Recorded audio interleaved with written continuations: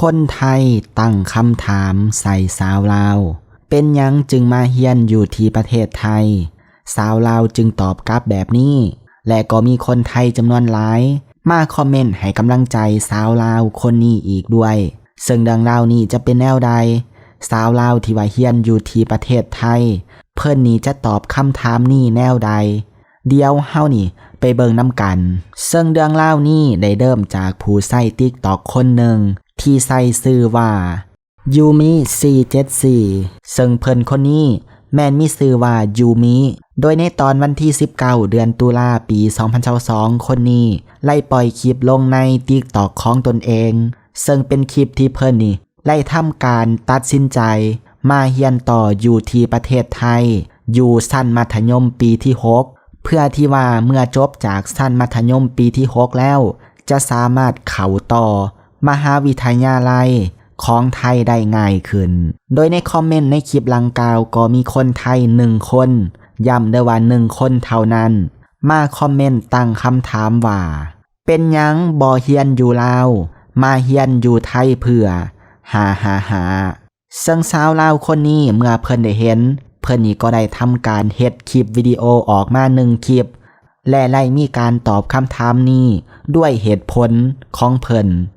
ซึ่งเพิ่นนี่จะตอบกลับแนวใดเดี๋ยวข่อยนี่จะมาเล่าสู่ทานฟังซึ่งสาวลาวคนนี้ได้ตอบว่าความฝันของคนเฮานั้นมันก็แตกต่างกันความฝันของข่อยแม่นอยากอยู่นี่นั่นก็คือประเทศไทยอยากเฮ็ดเวียกอยู่บ่อนนี้อยากเฮียนอยู่ในคณะนี้ซึ่งประเทศไทยตอบโจทย์หลายอย่างข่อยก็ได้เลือกที่จะมาเฮียนอยู่ที่ประเทศไทยซึ่งสาวลาวคนนี้ยังตอบอีกว่าฐานะของข่อยนั้นบ่ได้ร่ำด้วยข่อยสู้ซนมาทุกอย่างเพื่อที่จะมาฮอดจุดนี้และไล่มาเฮียนอยู่ที่ประเทศไทยเพื่อหวังว่าในอนาคตประเทศไทยจะเฮ็ดให้ฐานะของข่อยหั่งมีขึ้นข่อยอยากให้พ่อแม่ของข่อยสบายและในทุกมื้อนี้ข่อยเองก็ยังเฮียนไปนำและเฮ็ดเวียกส่งตัวเองเฮียนไปนำและสาวลาวคนนี้ยังบอกถิ่มท้ายอีกว่าค่าเฮียนอยู่ที่ประเทศไทยนี้โคตรแพงเลยแต่ก็คุ้มค่ากับเงินที่เฮานี่ไล่เสียไปซึ่งในคลิปวิดีโอลังกล่าวนี้ใน TikTok ก็มีผู้คนนี่มาแสดงความคิดเห็นได้ว่าหลายหลักพันคอมเมนต์กันเลยซึ่งหลังจากนี้เฮานี่ไปฟังคอมเมนต์ของชาวไทยและชาวลาวเกี่ยวกับเรื่องนี้กันแต่ว่าส่วนใหญ่นี่มันจะเป็นคอมเมนต์ของชาวไทยเนาะคอมเมนต์ของชาวลาวนี่ก็มีอยู่แต่ว่าบ่ถึง10คอมเมนต์ดอกเนาะซึ่งเฮานี่ไปฟังคอมเมนต์กันเลยเดี๋ยวข่อยนี่จะเขียนบอกอยู่ทั้งข้างคลิปว่าคอมเมนต์ตัวนั้นเป็นคอมเมนต์ของคนจากประเทศใดคอมเมนต์ที่1เพิ่นนี่ได้คอมเมนต์เอาไว้ว่ามันก็คือกันกับเฮาที่อยากไปเรียนต่ออยู่ที่ต่างประเทศหั่นน่ะคอมเมนต์ต่อมาน้องเก่งหลายสู้ๆเด้ออย่าไปสนใจคำคนที่บั่นทอนเฮาเบิ่งจุดหมายของตนเองให้ชัดเจนแล้วย่างไปหามันให้ได้คอมเมนต์ต่อมาเพิ่นคอมเมนต์ว่ามีคนเคยบอกว่าอยากเป็นคนแบบไรให้เอาตัวเองไปอยู่จุดนั้นอยากประสบผลสำเร็จให้ไปอยู่กับคนที่เคยประสบผลสำเร็จมาแล้วสู้ๆเด้อเก่งหลายแล้วคอมเมนต์ต่อมาเพิ่นได้คอมเมนต์เอาไว้ว่า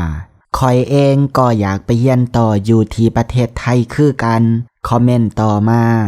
ข่อยก็อยากพัฒนาตนเองให้ก้าวไกลและเปิดโลกกว้างคือกันกับเจ้าคอมเมนต์ต่อมาข่อยก็เป็นคนหนึ่งที่ว่าเคยไปเรียนอยู่ที่ประเทศไทยข่อยเข้าใจความรู้สึกเจ้าเด้อคอมเมนต์ต่อมาเพิ่นคอมเมนต์ว่ายินดีต้อนรับน้องตั้งใจเรียนเด้อเพื่ออนาคตคอมเมนต์ต่อมาอยากถามว่าเวลามาเรียนอยู่ที่ประเทศไทยต้องมีขั้นตอนอีหยังแบบไรแลพอดีว่ามีหลานๆอยู่ที่ประเทศลาวเขาเจ้าอยากมาเรียนต่ออยู่ที่ประเทศไทยคอมเมนต์ต่อมาข่อยก็เป็นอีกผู้หนึ่งที่ว่าอยากไปเรียนอยู่ไทยคือกันอยากพูดไทยปนลาวคอมเมนต์ต่อมาเป็นคำตอบที่ฉลาดหลาย การศึกษาทุกประเทศย่อมมีข้อดีในตัวเองการที่เฮาหนีไปเรียนอยู่ที่ประเทศอื่นมันก็ช่วยส่งเสริมความรู้ของโตเฮาให้หลายขึ้นไปเติมคอมเมนต์ต่อมาเพิ่นคอมเมนต์ว่าน้องอยู่ม.3 น้องอยากไปเรียนต่ออยู่ที่ประเทศไทยคือกันพอดีว่ามีป้าที่อาศัยอยู่ที่ประเทศไทยแต่ว่าต้องใส่เอกสารแนวใดอธิบายให้ฟังแด่คอมเมนต์ต่อมาคิดถึกแล้วคนเฮามีความฝันคอมเมนต์ต่อมาเพิ่นนี่ได้คอมเมนต์ว่า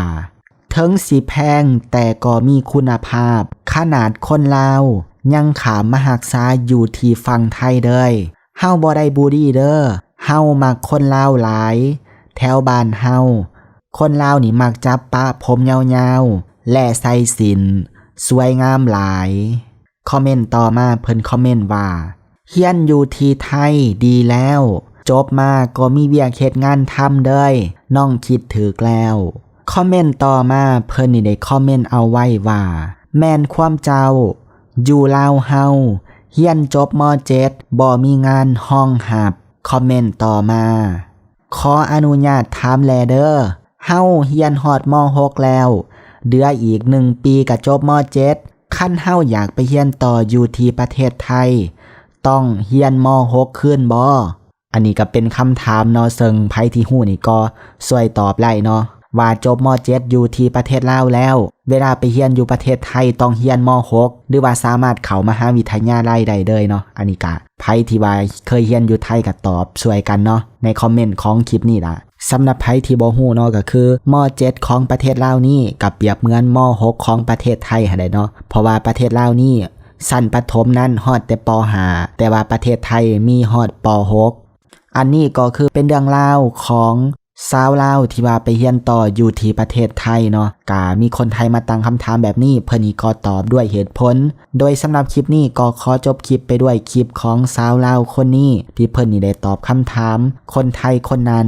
ซึ่งสำหรับคลิปนี้ขอขอบใจมวลทุกท่านที่เข้ามาเบิงแล้วเฮานี่มาเจอกันใหม่ในคลิปหน้ามาตอบคอมเมนต์นี้นะคะทำไมไม่เรียนอยู่ลาวมาเรียนไทยเพื่อก็คือความฝันของคนเรามันก็แตกต่างกันนะทุกคนความฝันของเราอยากอยู่นี่อยากทำงานที่นี่อยากเรียนคณะนี้ซึ่งมันตอบโจทย์ของเรามากกว่าเราก็เลยมาเรียนที่นี่นะคะทุกคนแล้วก็มีอีกคำถามนึงที่บอกว่าต้องมีฐานะแน่เลยมาเรียนที่ไทยก็คือจะบอกว่าเราไม่มีฐานะแบบไม่ได้ไรขนาดนั้นเลยนะทุกคนคือตอนเด็กๆเราอยากจะรีวิวโรงเรียนเรามากว่าเราเรียนภาษาอังกฤษต่อABC ตอนอยู่ป.3 เว้ยทุกคนตอนที่เราอยู่ลาวแต่เราแบบเราอยากเรียนที่นี่เราดีดตัวเองมาถึงที่นี่เราคิดว่าฐานะเรามันไม่ได้ดีขนาดนั้นเราก็เลยแบบอยากมาเรียนนี่เพื่อให้ฐานะตัวเองมันดีขึ้นแบบอยากให้พ่อแม่สบายทุกคนแล้วคือทุกวันนี้เราก็ต้องหาตังค์เรียนเองทุกบาททุกสตางค์ที่เราติวคือเราเรียนเองเพราะว่าเราไม่อยากเป็นภาระของพ่อแม่เพราะเรารู้ว่ามันแพงค่าเรียนที่นี่มันแพงชิบหายเลยแบบแต่มันก็สมกับที่เราต้องจ่ายไป